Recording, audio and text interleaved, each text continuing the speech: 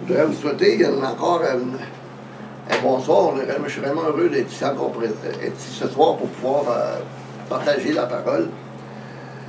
Vous savez, la parole de Dieu, c'est quelque chose qui est important. La Bible dit que ceux qui enseignent vont être jugés plus sévèrement que les autres. Malheureusement, dans nos milieux, comme on va voir, qu'est-ce que Paul dit dans 1 Thessaloniciens, chapitre 2, verset 3 à 6.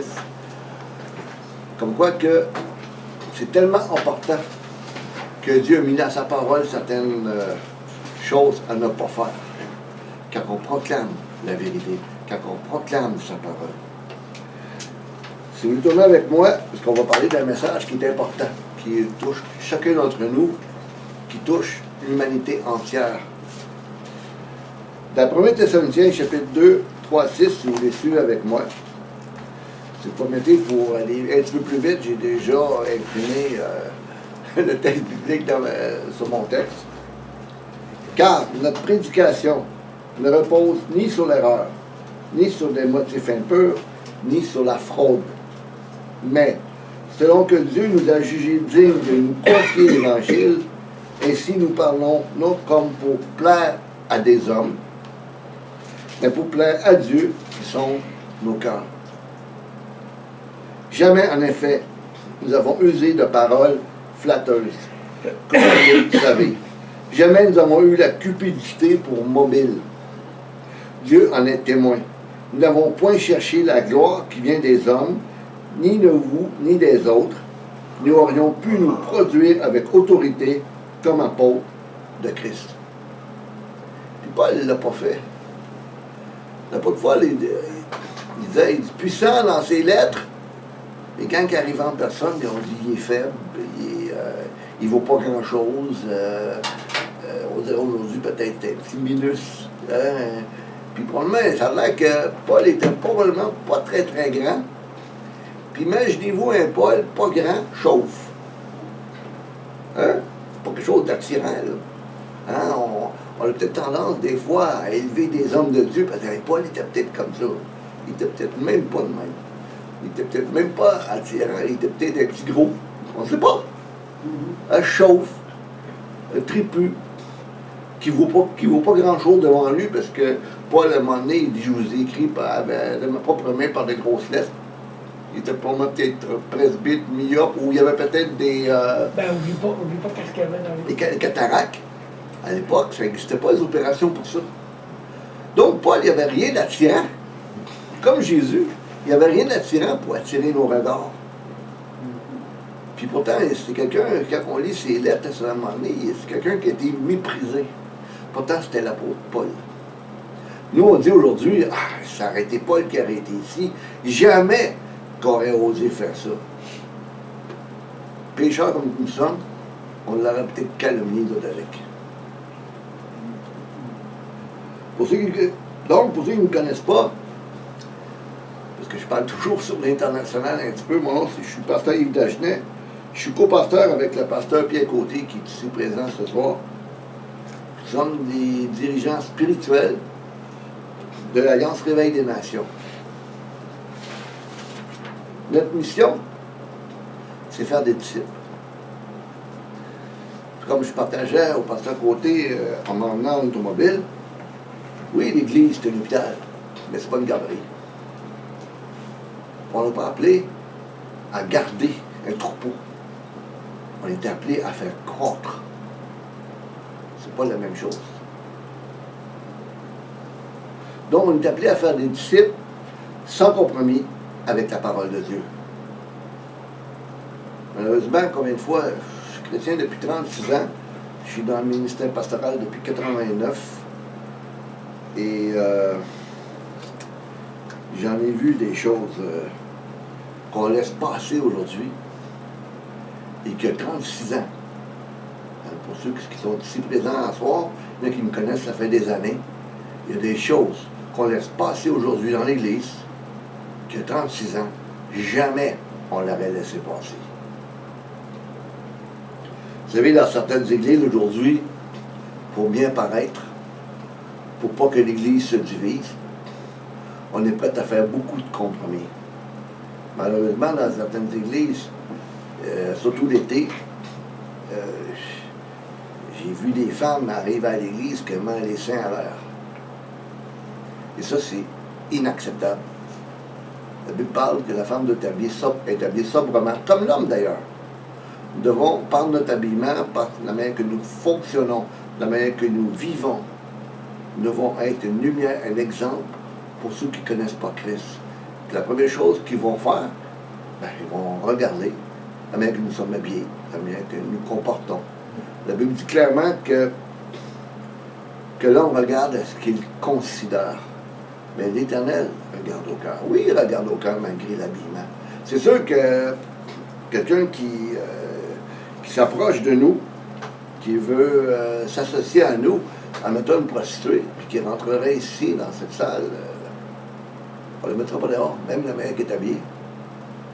Mais c'est l'Esprit de Christ, c'est sa parole, c'est notre témoignage, c'est la manière que nous habillons, la manière que nous comportons, qui va faire la différence dans le changement de cette personne-là. Donc, on est appelé comme ministre, et même nous, comme enfants de Dieu, parce que c'est pas rien que nous qui prêchons la parole. Nous sommes appelés à prêcher la parole de Dieu, pas avec un langage double. Voyons, ici, pas avec un langage double. Aujourd'hui, on appelle ça une langue de bois. Où on va dire, on parle des deux côtés de la bouche. On n'est pas appelé aussi non plus à parler avec un langage politico-correct. On est capable de dire les vraies choses. De dire les vraies choses selon la parole de Dieu, tout en étant poli, en aimant notre frère et notre soeur. Mais la Bible nous enseigne de dire la vérité, sans détour. Comme le dit le texte d'ouverture que je viens de lire, nous nous joignons à l'apôtre Paul, comme quoi nous refusons de proclamer un message d'erreur, de fausse doctrine, ayant des motifs impurs, comme fondement de notre prédication, de notre enseignement sur la parole de Dieu. Moi, personnellement, comme prédicateur, j'ai toujours été comme ça. Je refuse d'enseigner de fausses doctrines, peu importe la menace. Trop souvent, j'ai vu dans les assemblées des gens qui étaient prêts à n'importe quoi. Je me souviens, il y a 30 ans, j'avais été, je n'aimerais pas l'assemblée, c'est au Québec, dans une assemblée baptiste que j'avais été. Et la personne avait 75 ans, j'avais été prêché, c'était à l'époque quand j'étais à l'université en théologie, et j'avais été invité à aller prêcher dans cette assemblée-là. Et moi, j'avais été estomaqué, on avait été invité à l'Agapé pour manger avec eux. Puis je me souviens très bien, je ne me rappelle plus de la personne, elle est décédée aujourd'hui, parce que il y a 30 ans, elle avait 75 ans. Là. Donc, elle avait 100 ans passés aujourd'hui. Puis, je m'assois à table, puis elle frappe un coup de poing. Je me demande, qu'est-ce qui se passe ici? Elle dit, écoute, ici, là, on va entendre ce qu'on va entendre, parce qu'on paye.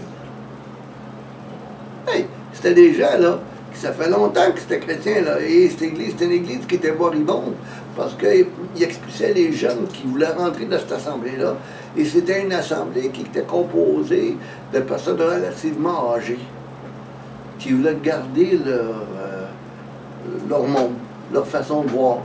Ils ne s'ouvraient pas sur le monde, sur les jeunes. Non, tu vas penser comme nous, etc. Puis ils disaient, tu fais qu'on paye le pasteur, mais on va entendre ce qu'on va entendre. À un point tel que ce pasteur-là, qui était là, avant moi, il avait carrément chassé l'église parce qu'il n'entendait pas. Il ne disait pas ce qu'il voulait entendre. Donc, c'est pas comme ça qu'on veut réellement fonctionner. Donc, on refuse de proclamer des messages d'erreur, des fausses doctrines, ayant des motifs impurs dans notre enseignement. Notre mission est de proclamer le message entier et sans compromis, afin de conduire le croyant sur le chemin de la sanctification, sans laquelle personne ne verra le Seigneur. Hébreux 12, 14. Comme prédicateurs de la parole, nous refusons tout message qui a pour but de flatter le cœur corrompu de l'homme. Pour un gain sordide, mais nous prêchons la parole librement et sans contrainte, étant toujours libre de toute dénomination. qui est contraire à la parole de Dieu. Vous savez, quand Paul il avait dit au début, il dit non, Christ est divisé, moi je suis de Christ, moi je suis de Paul, moi je suis de Céphas, on peut toutes les nommer là. On fait qu'à penser aujourd'hui combien de dénominations sur la planète, au niveau évangélique, il y en a 32 000 qui sont divisées, on est comme des cellules. Hein? Une cellule, ça se multiplie, puis ça entrecoupe, etc. On dit qu'on a fait ça. Mais pas pour la gloire de Dieu, parce qu'on ne se parle pas. Ah, si t'es baptiste, ah, moi je crois pas donc, Pentecôte, t'es out. C'est pas correct. Pentecôte, ben non, t'es baptiste, toi. Eh non, t'as pas cet esprit, tu peux pas être mon frère. Puis, quand on parle des unicitaires ou des choses comme ça, ou n'importe qui, là, hein, si tu ne crois pas à la doctrine de la Trinité, c'est bien valable, mais tu ne peux pas être mon frère. Je suis désolé, la Bible n'enseigne pas ça. OK? Ceux qui croient au Fils ont la vie. Ceux qui ne croient pas au Fils n'ont pas la vie, la colère de Dieu demeure sur lui. Là, je pourrais parler au niveau historique. Pour ceux qui ne savent pas, j'étudie en arrière-plan juif du Nouveau Testament à l'Université hébraïque de Jérusalem, présentement. Puis il y a bien des choses qu'on lit la Bible comme des Occidentaux. Puis il y a bien des choses qu'on fait des affirmations dans les Écritures, qu'on est complètement à côté, comme au Québec, à côté de la plaque.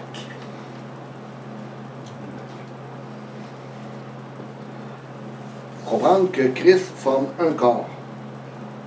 C'est un corps qui est spirituel. Quand Jésus a dit qu'il était pour former son Église, il n'est pas venu former un concept immobilier. Jésus n'est pas un agent d'immeuble. Hein? Combien de fois que les gens qui disent « Ouais, mais je m'en vais à l'Église. » Ouais, ben à la bâtisse. Non, non. C'est l'Église qui s'en va à l'Assemblée. Donc nous sommes l'Église. Nous sommes l'Église, chacun pour sa part.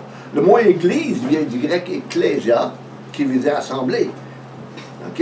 Puis si on va plus loin, même des fois, il y a des changements. Quand on fait qu'à regarder dans Hébreux 10:25, ne quittez pas vos assemblées comme c'est la coutume de quelques-uns, mais exhortons-nous réciproquement aussi longtemps que vous voyez s'approcher le jour.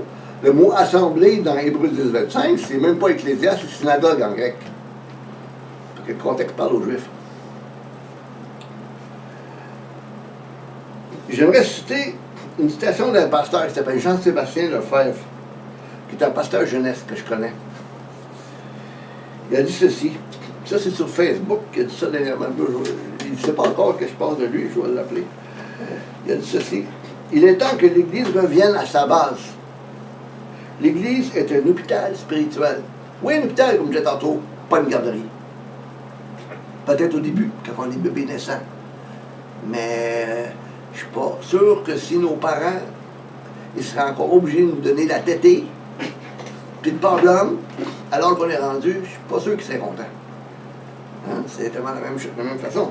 À un moment donné, s'il n'y a pas de croissance, c'est pas d'évolution. Si l'enfant, à un moment donné, il n'est pas capable, du plan spirituel, de marcher par ses propres forces, par la force donnée en Christ, et Christ n'a pas commencé devant lui. C'est quelqu'un qui est religieux, puis c'est tout. On va regarder qu'est-ce que la Bible dit là-dessus. Donc, il a dit, il est temps que l'Église revienne à sa base. L'Église est un hôpital spirituel, pas une business religieuse. Hein, on a fait ça. Hey, c'est payant. Écoute, moi, j'ai toujours dit, par ce côté, l'Église, c'est le plus gros réseau de marketing qui peut avoir sur la planète. Ouais, faites rentrer. Pourquoi? Bien souvent, quand on dit on n'a pas de désir qui est malsain. Pourquoi les gens, bien souvent, ils veulent qu'on fasse l'évangélisation aujourd'hui pour que les dîmes entrent dans l'Église? C'est pas la personne qui est importante. OK? C'est le cash. C'est l'argent. OK? Comme j'ai vu dans certaines églises, même dans le bout de Terrebonne, des gens qui étaient scandalisés. Les anciens allaient voir les nouveaux convertis. Si le gars, il était notaire, avocat, mais il avait une grosse job, bienvenue, il suivait à trace. Si tu étais sur le bien-être social, que tu étais malade, on n'a pas besoin de toi. Je suis désolé, on va être jugé pour ça. Je connais un pasteur, moi j'en revenais pas. Il y avait une chrétienne qui était malade. Puis son frigidaire avait cassé. Puis il avait dit, pourquoi tu viens nous voir? On est tanné de vouloir t'aider. Quand est-ce que tu vas déménager? Puis, elle avait besoin d'un frigidaire. Puis, les beaux frigidaires, les frigidaires quasiment flambant neufs qu'ils avaient reçus, c'était les anciens qui s'y prenaient pour eux, pour leur chalet, puis ils donnaient la scrap crime aux gens qui étaient pauvres. Puis on se dit chrétien après. Non, la Bible s'appelle de l'ivraie. Le mot ivraie en grec, zizania. D'où vient notre mot zizanie? Ceux qui sèment des querelles et des divisions et ne font pas partie du corps de Christ. Je parle invisible. Ils font partie des illuminations. Donc, est-ce qu'ils sont réellement nés de nouveau? C'est quelque chose à se poser la question. L'Église est religieuse, est devenue religieuse, mondaine, et est à l'apogée de l'apostasie. On va mettre ça là, ça va être plus. L'origine de l'apostasie. Il est facile de pointer le catholicisme et dire que c'est une religion loin de Dieu, alors que beaucoup de chrétiens nés de nouveau n'ont aucune relation avec Dieu. Puis j'aimerais ajouter ici, c'est moi qui souligne ici, qui pensent même pas être nés de nouveau. Qui pensent être nés de nouveau et qui ne le sont pas. Puis on va voir c'est quoi. Le Seigneur appelle des hommes et des femmes. Pardon. Deux fois, excusez, je vais prendre une gorgée, je t'arrête de parler de moi. Est-ce que vous me dites un verre d'eau, s'il vous plaît?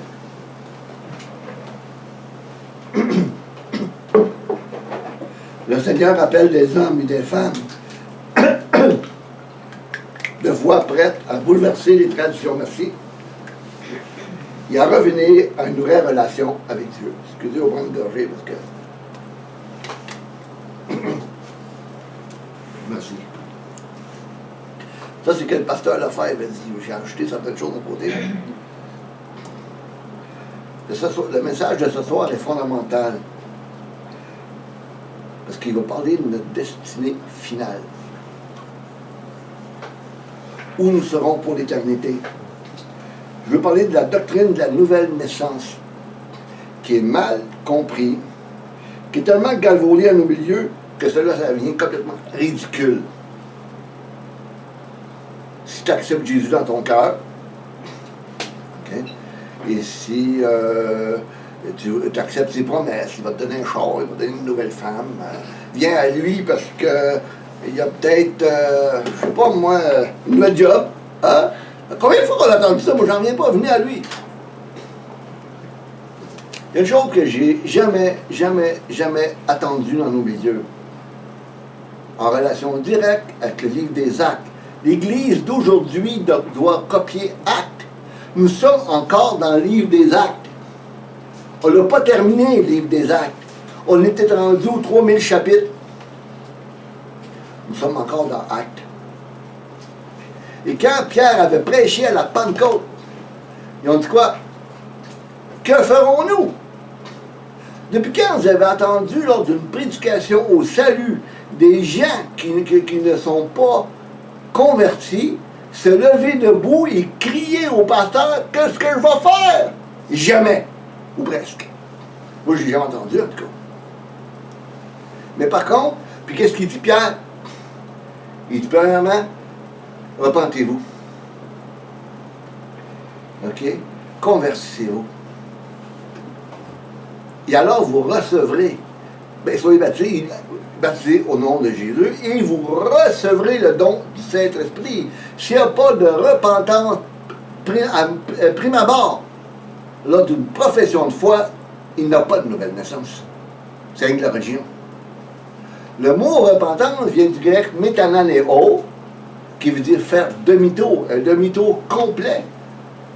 Ça veut dire que si moi, j'étais avec mon véhicule, je me rappelle quand j'étais jeune, je ne connaissais pas bien, j'étais un petit peu écarté sur la route. Surtout quand j'ai eu mon premier véhicule, je me rappellerai tout le temps. Je voulais m'en aller à Ottawa. Non, excusez, à Québec. Puis j'étais en direction d'Ottawa. La géographie, c'était pas mon fort à l'époque. Puis jusqu'au jour où, au moment donné, j'ai vu une pancarte, direction Ottawa, tant de kilomètres. J'ai dit, hop, je pense pas que je suis dans le bon chemin. Puis comme j'étais avec quelqu'un, puis on était parti, c'est nowhere qu'on appelle, on se promenait pour se promener, bon, voilà Ottawa. Là, maintenant que j'aurais eu un rendez-vous à Québec, il aurait fallu que je fasse demi-tour. Hein. Peut-être qu'en continuant vers Ottawa, aller toutes les villes, Amérique du Nord, revenir sur mon chemin. Peut-être que je serais arrivé à Québec, mais peut-être une couple de semaines. Hein? Mais si je voulais arriver le plus rapidement possible, il fallait que je fasse demi-tour. C'est comme quelqu'un qui embarque d'un train, puis qui a réalisé qu'il a pris le mauvais train. C'est pas le bon train. Soit qu'il continue cette traque-là, ce chemin-là, ou qu'il décide de descendre à la prochaine gare pour changer de train. C'est ça la repentance. Si c'est pas fait, il n'a pas de salut. C'est un faux salut.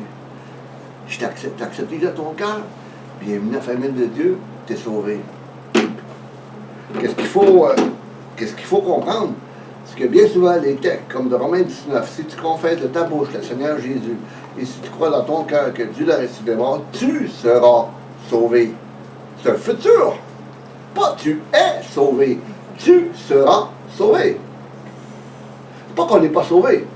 On va l'expliquer tantôt. C'est tout simplement, c'est que si on a vraiment reçu l'Esprit de Dieu, la Bible dit que Dieu, on a été scellé de l'Esprit. Hein? Dieu le sait. Nous, on ne le sait pas. Jusqu'à date, je ne suis pas comme un agneau où est-ce qu'on m'a mis le fer pour me sceller. Mais cet esprit sait qu'il m'a scellé. Et comment on va savoir qu'on est réellement scellé de l'esprit? Par notre marche. Réellement par notre marche.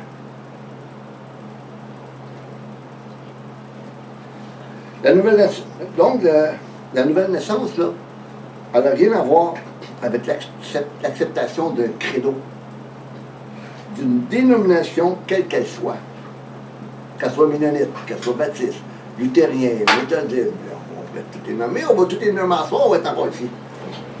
OK? Ça n'a rien à voir avec ça. À l'époque du 1er siècle, les églises évangéliques n'existaient pas. Si vous pensez que vous êtes en direction du ciel, que vous êtes dans une église évangélique, baptiste, ménonite, Pentecôte, puis tout ce qui est finanisme, vous avez peut-être même compris votre salut. Le salut, c'est Christ, c'est pas une dénomination. C'est pas une appartenance à une religion.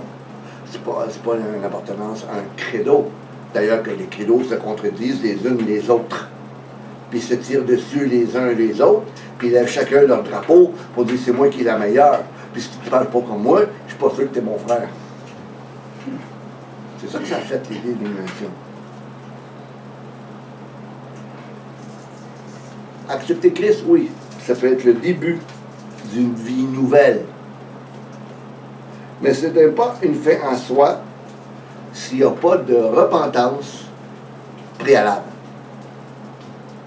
S'il n'y a pas une véritable repentance dans le cœur, si on n'a pas cessé, si on n'a pas décidé devant Dieu, nos gants de boxe les mettent à terre, nous ne sommes pas repentis. On est increligieux.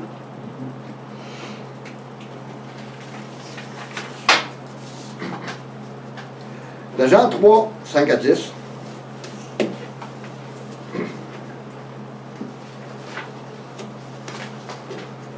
Jésus répondit, en vérité, je te le dis, si un homme ne naît d'eau et d'esprit, il ne peut entrer dans le royaume de Dieu. Ce qui est né de la chair est chair, ce qui est né de l'esprit est esprit. Ne t'étonne pas que je t'ai dit, il faut que vous naissiez de nouveau. Le vent souffle où il veut, et tu entends le bruit, mais tu ne sais pas où il vient, où il va. Il en est ainsi de tout homme qui est né de l'esprit. Nicodème lui dit, comment cela peut-il se faire? Jésus lui répondit, tu es docteur d'Israël, tu ne sais pas ces choses.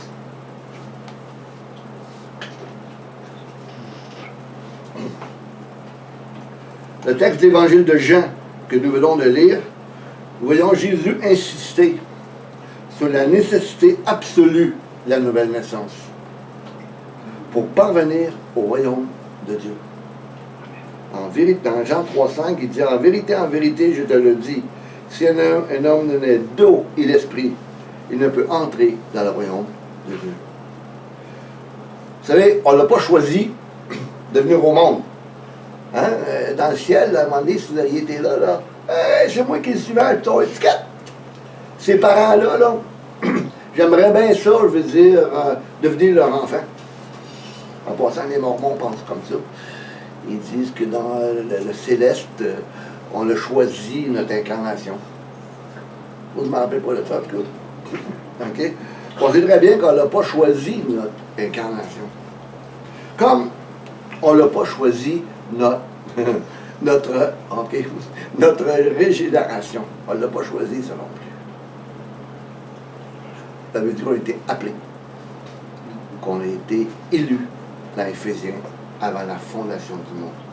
Avant qu'on vienne au monde, Dieu savait, dans son omniscience, qu'un jour, Yves Dagenet, on préparait par ce côté, Francine Dagenet, en passant, elle n'est pas ma femme non plus, on a des noms, on est pas mal similaires, mais on n'est pas dans la même famille, même sur le même nom même nom.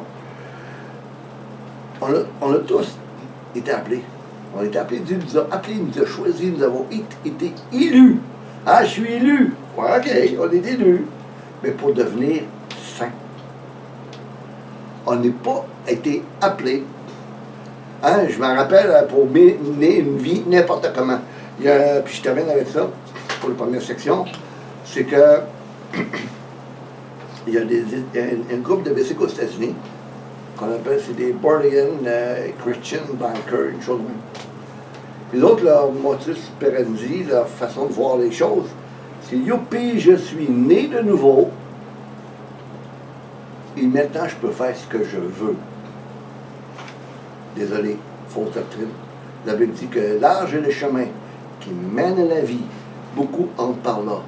Resserré, il n'y a pas rien que ça mène à la vie, à la mort, excusez-moi. Large est le chemin qui mène à la destruction, à la mort. Merci Francine, que je ne me suis pas rendu compte de cet abscisse-là. Large est le chemin qui mène à la destruction, à la mort. Beaucoup rentrent par là. Resserré et étroit le chemin qui mène à la vie. Et dit peu les trouve. On ne comprend pas que Dieu est saint. Saint, saint, saint. Avec nos mauvaises manières de vivre, il ne dealera pas avec. Donc, si on veut qu'on se dise réellement né de nouveau, il doit y avoir un changement dans notre vie. Pourquoi? Parce que Christ, il va avoir commencé ce changement en nous. Et s'il n'y a pas de commencement, ce qui n'a jamais été là. On va terminer pour cette première section.